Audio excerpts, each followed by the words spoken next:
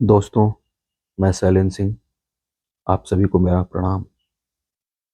दोस्तों, आज मैं आपके सामने एक ऐसी कहानी लेके आया हूँ जो मानवीय संवेदनाओं को झकझोर कर रख देगी।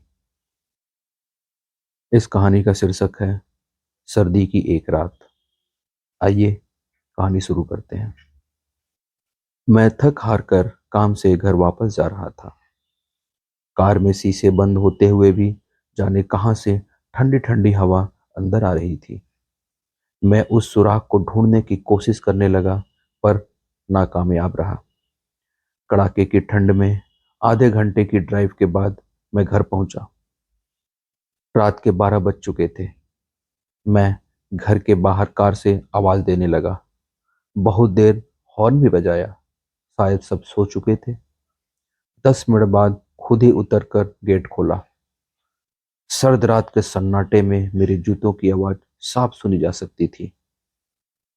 कार अंदर कर जब दोबारा गेट बंद करने लगा, तभी मैंने देखा एक 8-10 साल का बच्चा अपने कुत्ते के साथ मेरे घर के सामने फुटपाथ पर सो रहा था। वह एक अधफटी चादर ओढ़े हुए था। उसको देर कर मैंने उसकी ठंड महसूस करने की कोशिश की तो एकदम सकपका गया। मैंने मोंटी कार्लो की महंगी जैकेट पहनी हुई थी, फिर भी मैं ठंड से कांप रहा था। और बेचारा वो बच्चा, मैं उसके बारे में सोच ही रहा था कि इतने में वो कुत्ता बच्चे की चादर छोड़कर मेरी कार के नीचे आकर सो गया। मेरी कार का इंजन गर्म था। शायद उसकी गर्माहट कुत्ते को सुकून दे रही थी। उसे वहीं सोने दिया और बिना अधिक आहट किए पीछे का ताला खोलकर मैं घर में घुस गया। सबके सब सो रहे थे। मैं चुपचाप अपने कमरे में चला गया। जैसे ही मैंने सोने के लिए रजाई उठाई, उस लड़के का ख्याल मन में आया। सोचा, मैं कितना स्वार्थी हूँ। मेरे पास विकल्प के तौर पर कंबल, चादर, रजाई सब थे, पर उस बच्चे के पास एक अधफटी चादर पर ही थी। फिर भी वो बच्चा उस अधफटी चादर के साथ कुत्ते के साथ बांट कर सो रहा था, और मुझे घर में फालतू पड़े कंबल और चादर भी किसी को देना गवारा नहीं था। यही सोचते सोचते न जाने कब मेरी आंख लग गई। अगले दिन सुबह उठा तो देखा घर के बाहर भीड़ लगी हुई थी। बाहर निकला तो किसी को बोलते हुए सुना, अरे वो चाय बेचने वाला सोनू कल रात ठंड से मर गया। मेरी पलकें कांपी और एक आंसू की बूंद मेरी आंख से छलक गई। उस बच्चे की मौत से किसी को कोई फर्क नहीं पड़ा।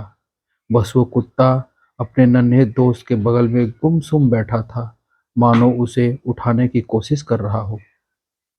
दोस्तों, ये कहानी सिर्फ एक कहानी नहीं, ये आज के इंसान की सच्चाई है। मानव से अगर मानवता चली जाए तो वो मानव नहीं रहता, दानव बन जाता है। और शायद हम में से ज़्यादातर लोग दानव बन चुके हैं। हम अपने लिए पैदा होते हैं, अपने लिए जीते हैं और अपने लिए ही मर जाते हैं। ये भी कोई जीना हुआ? चलिए एक बार फिर से मानव बनने का प्रयास करते हैं। चलिए अपने घरों में बेकार पड़े कपड़ों जरूरतमंदों को देते हैं। चलिए कुछ गरीबों को खाना खिलाते हैं। चलिए किसी गरीब बच्चे को पढ़ाने का संकल्प लेते हैं। चलिए एक बार फिर से मानव बनते हैं।